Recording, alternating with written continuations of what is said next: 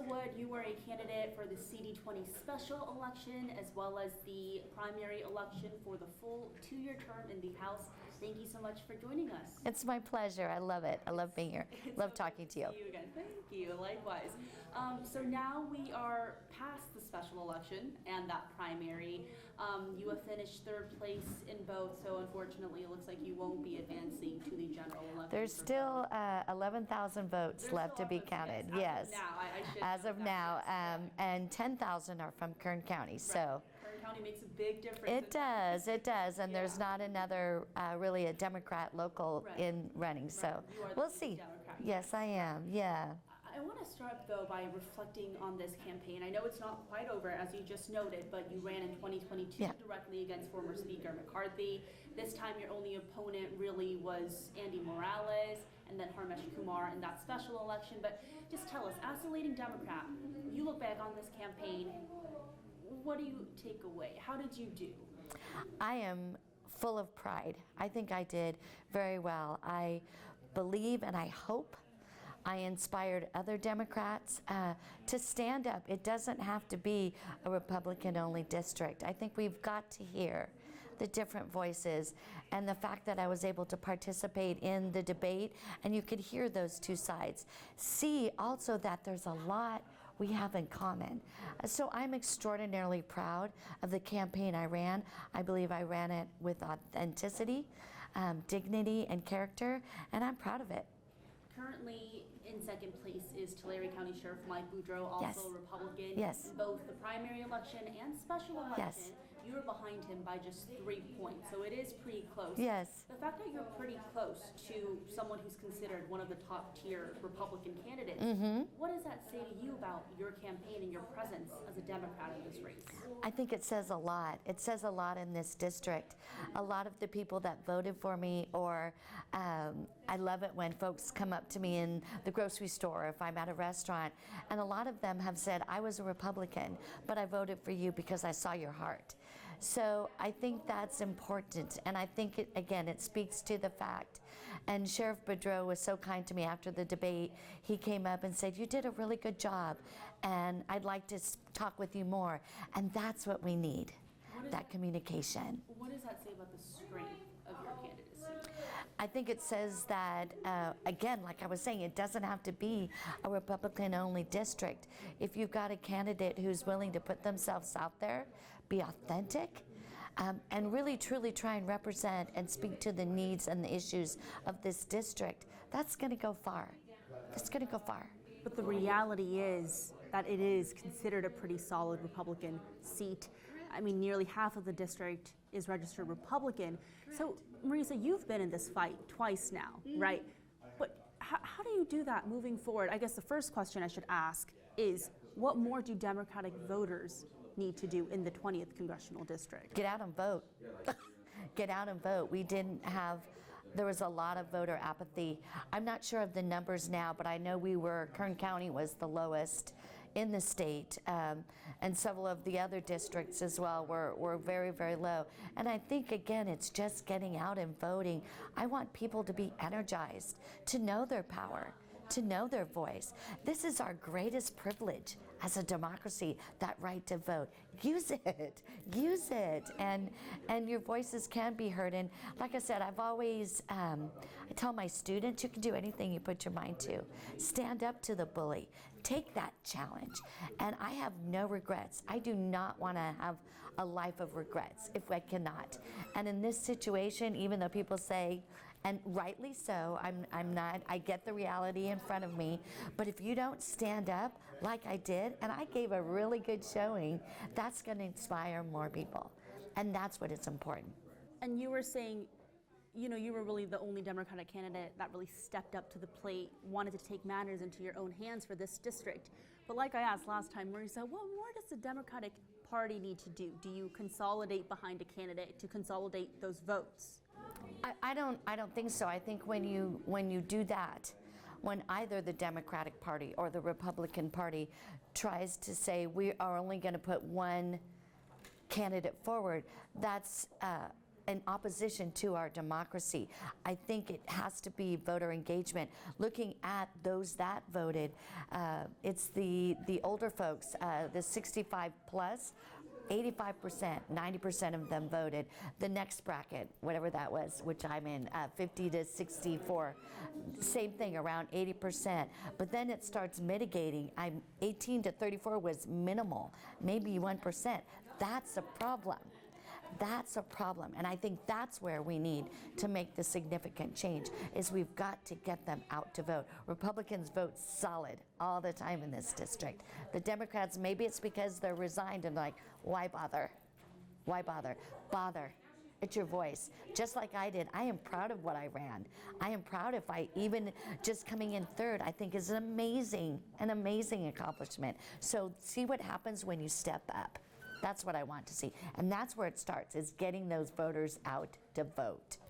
Voter turnout, upping voter turnout, but also, and it sounds like you're encouraging more people to put themselves out there to run like you and Andy and Harmesh Kumar did. Absolutely. But again, going back to that reality aspect of it, Marisa, the reality is the more Democrats in the race, the more the votes could be split and perhaps prohibit, like we saw here with Andy taking some of those votes from you or vice versa. Correct.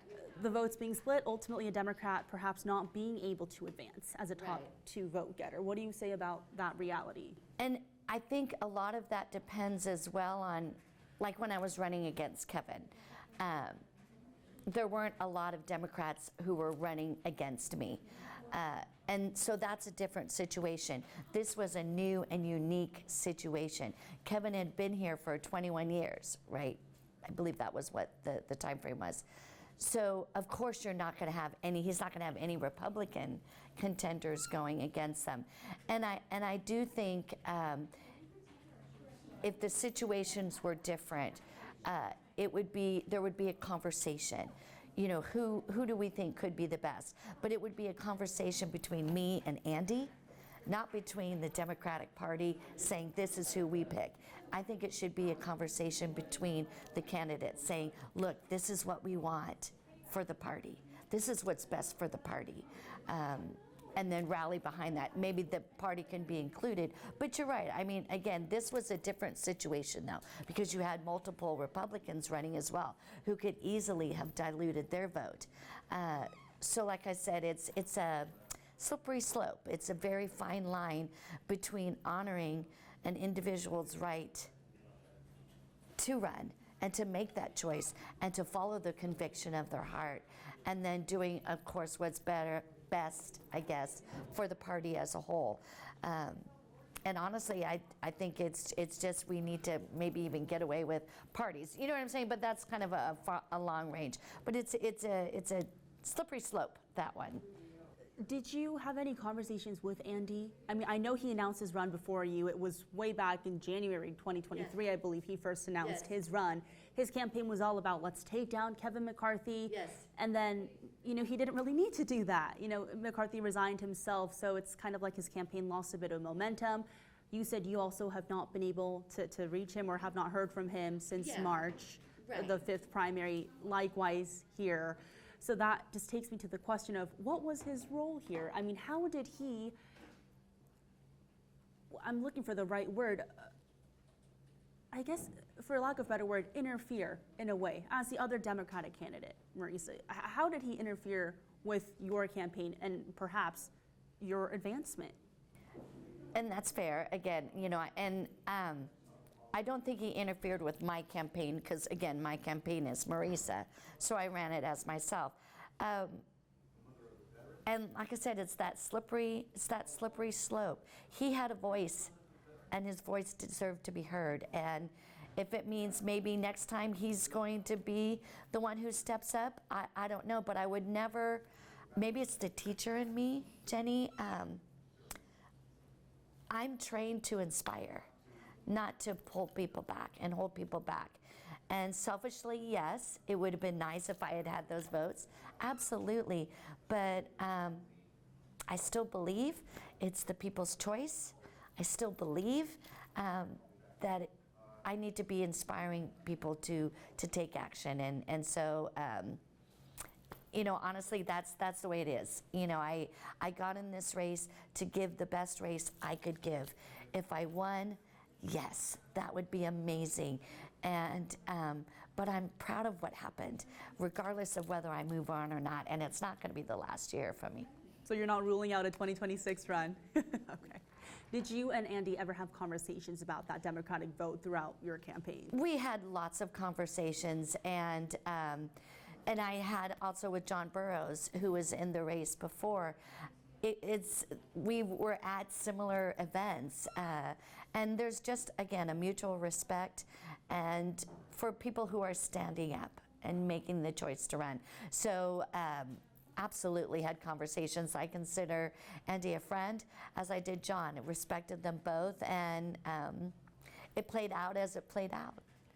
And again, because the AP has projected in both the March 5th election and March 19th special election, it's going to be Vince Fong and Mike Boudreau who are advancing to the next step. Yeah. I have to ask, Marisa, what do Democrats do now? What do the Democratic voters do if they see two Republicans on their tickets? What are you encouraging them, your supporters, to do now? To vote, to make an educated vote, to call out both Assemblyman Fong and Sheriff Boudreau and say, where do you stand on these issues?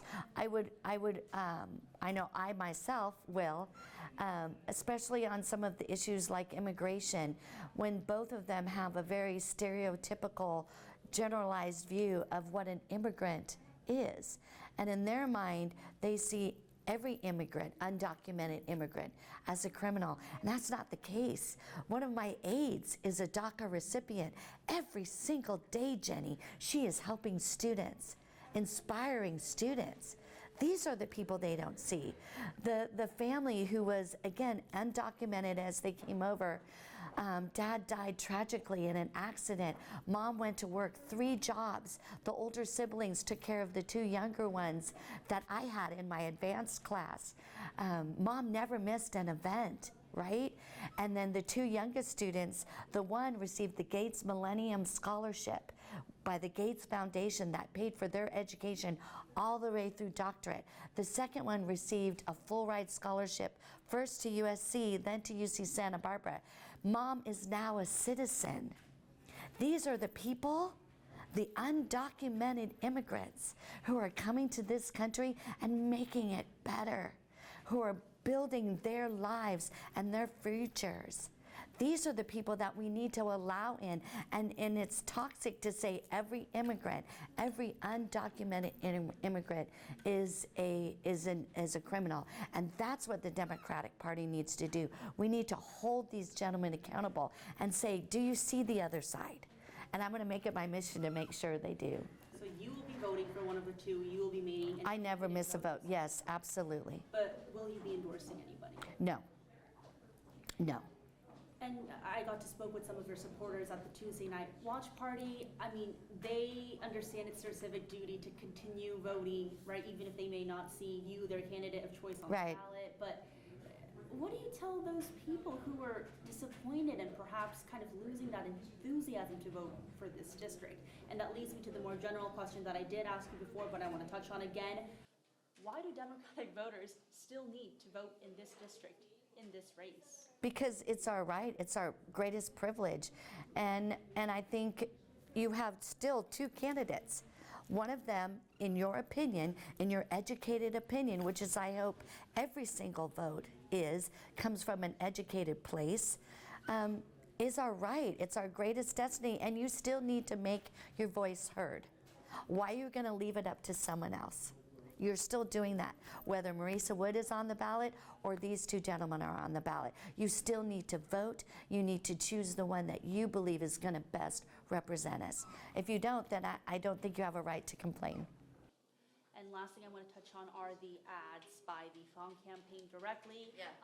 Technically, they're to oppose you, but in a way, they're to support you and elevate you, right? It's that Adam Schiff, Steve Garvey strategy we saw in the race for U.S. Senate. Right. It's nearly $100,000 that they have spent. Thank you. Or not. Well, the $100,000 I should note is from Central Valley Values PAC. Right. It's an outside group, right? That's supporting Fong. Correct. Air those mailers, but Fong campaign also sent those text messages in support / opposition Right. of you. What is your reaction to the Fong campaign wanting to face you? I mean, in a way, that's them saying, well, Marisa would be the easier candidate to face Right on. off. Well, as a woman, I think we're used to that being, what's the word? Not disrespected, but mitigated, maybe, not given our full due, and that's okay. You know, we've dealt with that. I've dealt with it, and I'll run against anybody. And I teach junior high, babe. I can't take anything like that personal. I know who I am. I know what I bring. I'm proud of myself. Very confident. So I just think it's funny. I loved it, and thank you. What did you hear from supporters who saw those? So many. They were like, "Great, Marisa, I love that. You know, you're sending these mailers out," and they went, "Oh wait." It's not from you. Yeah, but I think you have to chuckle. You have to chuckle, and again, it is exactly what I stand for. So, no harm, no foul, and if I just don't play that game, but it is what it is. And like I said, I don't get offended by any of that stuff. And to wrap up the interview, Marisa, anything else you would like to add about your 2024 campaign thus far? I also wanted to give a huge, huge shout out to all of the election workers across the country, across the state, but most specifically here in CD-20, Kern, Kings, Tulare, and Fresno counties. You guys, they are superstars. They had a lot to deal with, the confusion, right, with these two elections, but they are heroes, man. Everybody got their voice heard, their vote heard. They made it clear, they made it easy, they were there, they got it done. And that's the heartbeat, of our democracy. And they are putting themselves on hold for a while to make sure that was done with integrity and justice, and hats off to them. So a huge thank you to that. And again, I'm just proud. I'm exceedingly proud of what we did, and I hope my supporters are. And again, I just want to encourage you, please don't resign yourself. Don't give up. Never give up. I think I'm testament to that. And please keep coming up to me. There's only one person with this crazy red hair. Yes, I am that candidate. Please come up and say hello and thank you, or hey, I think you should have said this. I love it. I want to hear it. All right. Well, Marisa, thank you so much. It's always so great talking. It is a pleasure. Thank you, Jenny.